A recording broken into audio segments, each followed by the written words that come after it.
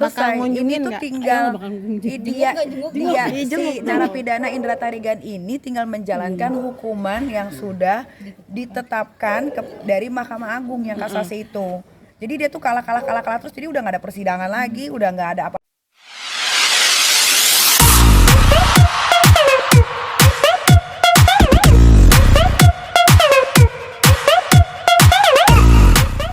Tiga bawain dulu ya.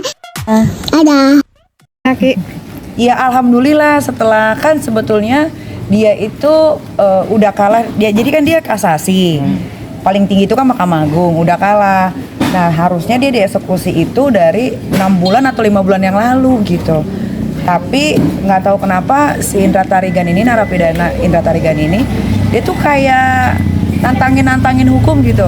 Tiba-tiba pergi ke klub, nongkrong ke mall, kan gue gemes ya. Maksudnya lu harusnya tahu lu tuh udah narapidana, tinggal dieksekusi menjalankan hukuman yang harus dijalani sekitar kalau nggak salah 8 bulan plus 250 juta denda. Kalau nggak bayar denda, kurungan penjara 6 bulan. Jadi 1 tahun berapa tuh? 4 bulan. 4 bulan. 4 bulan. Nggak taunya kemarin banyak dikirimin sama netizen. Dia lagi di salah satu klub di daerah SCBD. Terus dikirimin kan videonya, lihat udah dia. Terus tiba-tiba ada temen yang ngeliat dia di Senayan City. Lama-lama gue gemes ya.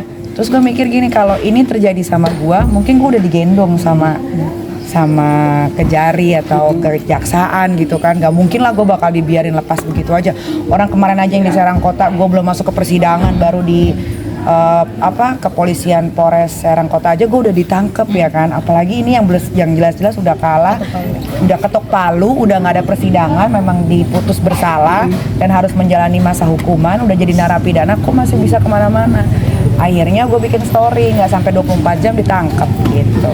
Ya aku sih mau ngucapin banyak-banyak terima kasih buat Kejaksaan Negeri Republik Indonesia, buat Kejati atau Kejari Jakarta Selatan juga terima kasih banyak karena sudah menjalankan tugasnya dengan baik gitu. Memang ya dia bersalah, ya dia harus dihukum. Itu siapapun yang bersalah di negara ini memang harus dihukum sepantasnya. Apalagi makanya nih Niki ingetin ya, buat siapapun yang penikmat sosial media, mau Instagram kah, mau TikTok kah, mau Twitter kah, kalau kalian berurusan dengan orang dewasa, cukuplah orang dewasanya aja.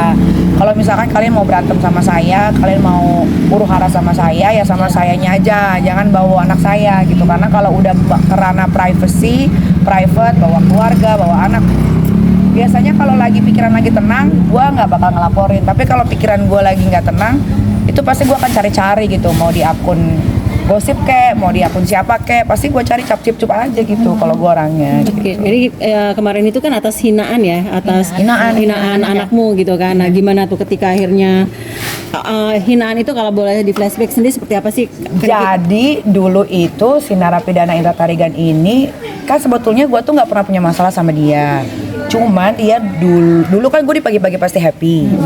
Nah dulu kan Bang Billy sama Chris Hatta berantem.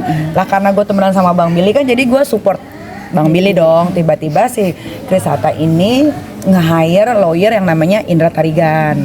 Nah disitulah dia mulai menghajar gue, padahal gue nggak ada salah.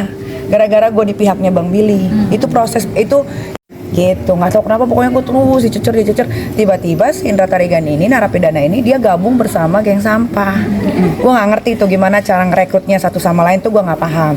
Sampai akhirnya terjadilah nggak tahu, pokoknya tiba-tiba dia itu kayak nyerang gue terus, sampai ada laporan polisi di Polda banyak dan akhirnya ditolak karena nggak masuk kan pasalnya.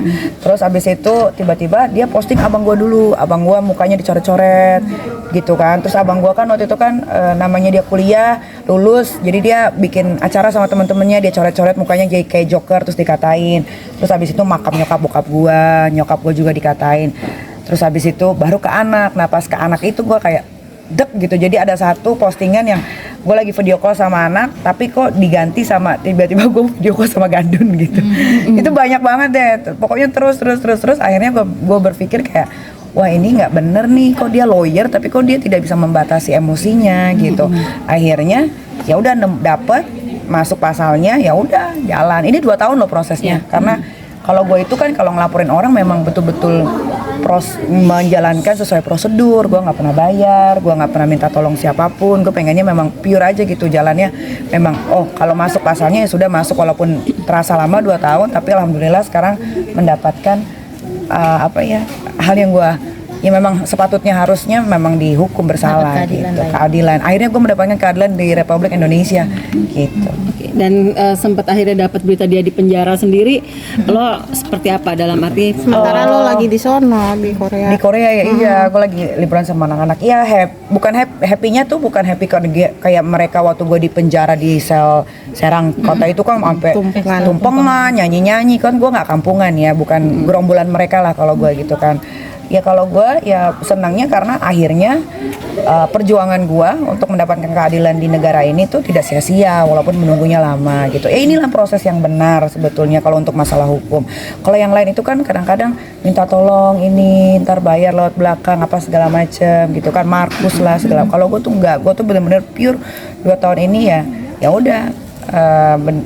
Memang sesuai SOP-nya aja. Dan itu menyakitkan pada saat 2 tahun penantian ini ya? Iya, karena kan mereka kan kalau dari geng mereka kan nggak mungkin jalan kasusnya, nggak mungkin jalan, nggak mungkin ya. Kalau gue ya kita lihat aja nanti endingnya. Kalau mereka itu kan nggak pernah mau sabar sampai ke endingnya, selalunya selalunya mendahului terus kan. Kalau gue kan nggak mau kayak gitu, gue lihat endingnya, dapat ya udah ini prosesnya.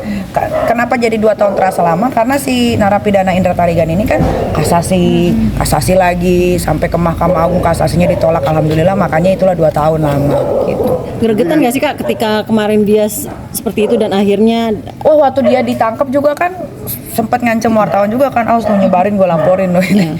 Masih ada songongnya ya, padahal ya duit juga nggak ada, tinggal juga masih di tempat kayak begitu ya. Tapi ya itu dia lah, makanya banyak-banyak bercermin jadi manusia itu gitu kan. Kadang-kadang kita nggak pernah tahu kan, maksudnya keadaan kita tuh seperti apa gitu kan ya. Sekarang kalau nggak salah dia udah dibotakin ya kalau nggak salah ya. Ya karena kan di penjara nggak boleh rambut gondrong kan. Dan siap bersaksi juga nggak sih Nyai ketika nanti persidangan atau udah nggak ada sidang? Ketika nanti kelanjutannya mungkin? Udah nggak ada kelanjutan, udah selesai. Udah selesai ya? Ini udah selesai. Ini tuh tinggal dia si narapidana Indra Tarigan ini tinggal menjalankan hukuman yang sudah ditetapkan dari Mahkamah Agung yang kasasi itu. Jadi dia tuh kalah terus, jadi udah nggak ada persidangan lagi, udah nggak ada apa-apa lagi. Ini udah selesai, sudah case close. Dia tinggal menjalankan hukuman.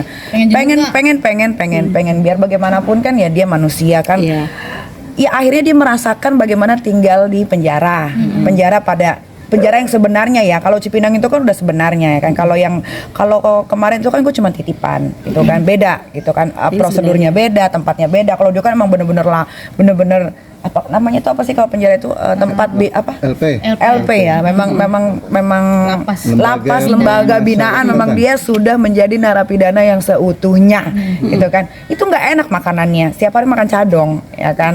Mungkin cadong itu kayak makanan yang nasi ya ala kadarnya lah, terus campur kayak gitu kan. Gua aja nggak pernah makan nasi cadong gitu kan, setiap hari pasti keluar uang gitu ya. Ya dia siapa yang mau perhatiin gitu kan. Pasti kan yang ketua gengnya ini yang sudah merekrut dia kan juga nggak bakal ada yang mau bantu dong. Dan dia bukan di penjara 1-2 bulan gitu, 8 bulan plus 6 bulan kalau dia nggak bisa bayar denda 250 jutanya gitu. Ya pasti gue akan menjenguk gitu. Setidaknya gue pernah bilang juga sama dia waktu di persidangan, saya maafkan kamu tapi proses ini tetap berjalan. Tapi saya pikir dia mau berubah, ternyata dia masih menghajar saya beberapa minggu yang lalu kan. Ya udah, akhirnya jadinya masuk penjara deh. Nyai masih ingat nggak sih waktu kejadian Nyai di Serang itu kan yang bersangkutan juga jenguk ya? Nggak jenguk, dia mah bikin gara-gara aja. Nggak ada jenguk sama sekali dia. Dia tuh ceritanya mau jadi detektif gitu kan. Terus dia tuh katanya kan waktu ke Serang juga mau nginjek lehernya Bang Haji. Ya itu aja yang dia lakuin gitu. Nggak dia nggak akan pernah bisa masuk untuk ngejenguk gue, karena gue berhak untuk menerima siapapun tamu yang mau gue terima dan tidak gitu. Jadi dia masuk, mungkin dia masuk aja tapi nggak sampai ke dalam gitu. Memang lagian sih Indra Tarigan itu siapa bisa main celorong masuk begitu aja, dia kan bukan siapa-siapa. Tapi berharap juga nggak sih gerombolan mereka tuh kan sempat udah ada laporannya juga ya di Polda Serang sama Polres Serang. Indra Tarigan kan memang dilaporin sama Bang Haji. Itu kan prosesnya masih berjalan gitu. Enggak, gerombolannya kan ada kayak Kalau Medina Musa kan di Tangerang Selatan ya. Itu juga prosesnya masih berjalan. Ya gitulah kalau proses sesuai SOP. Nggak ada minta tolong atasan ini itu. Oke Nick, beda. Tapi waktu saat ketemu Indra Tarigan itu sempat nggak sih mohon minta maaf gitu untuk Oh dia pernah memposting beberapa bulan yang lalu yang dia lagi di salon sama Kak Fitri. Ya dia proses meminta maaf. Tapi kan saya nggak bisa maafin begitu aja dengan perlakuan dia selama ini. Pas saya nggak maafin, nggak taunya dia posting-posting dengan caption-caption yang menggiring opini lagi gitu. Jadi memang ini orang, ya itulah makanya kalau kita